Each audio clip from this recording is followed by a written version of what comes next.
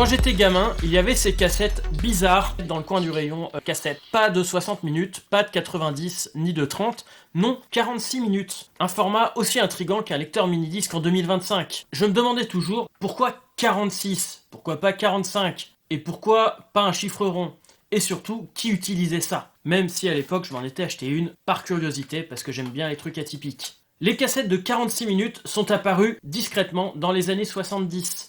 Pas aussi courantes que les 60 ou 90, elles étaient pourtant utilisées pour une raison très simple. Beaucoup d'albums vinyles faisaient autour de 45 minutes, et avec 46 minutes, donc 23 minutes par face, paf, l'album complet, sans gâchis, sans avoir besoin de couper un morceau au milieu. Oui bon, 45 minutes, c'est pas super sexy, c'est comme une canette de 18 ml. Personne n'en rêve, mais ça remplit exactement le besoin. Et pourquoi mettre plus cher dans une cassette avec moins de bandes? Sur certaines cassettes, il y avait aussi une raison technique. Les rouleaux étaient plus gros, et donc plus lourds et plus stables, et la bande était légèrement plus épaisse, donc plus solide.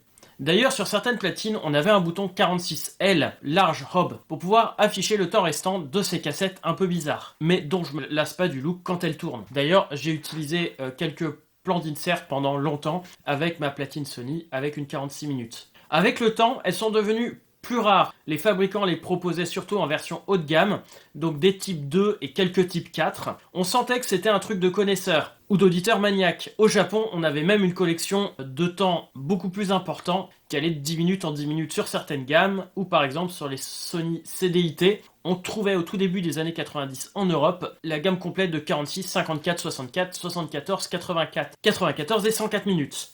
Fun fact, certaines éditions promo étaient enregistrées sur des cassettes spéciales de 46 minutes pile pour coller à la durée standard de l'album, quitte à remixer un peu l'ordre des pistes pour donc coller à la durée originale et éviter le piratage sauvage avec ajout de bonus track maison, comme on pouvait en trouver quelques fois. Alors voilà, les cassettes de 46 minutes, c'était un peu le chaînon discret entre la passion audiophile et l'économie de bande. Et aujourd'hui, beaucoup dorment dans des boîtes à chaussures où, comme ici, elles font le bonheur de mes illustrations et de mes capsules vidéo. Voilà, j'espère que cette petite vidéo rapide vous aura plu. En attendant, donc, comme je disais, la réalisation de mes plus gros projets.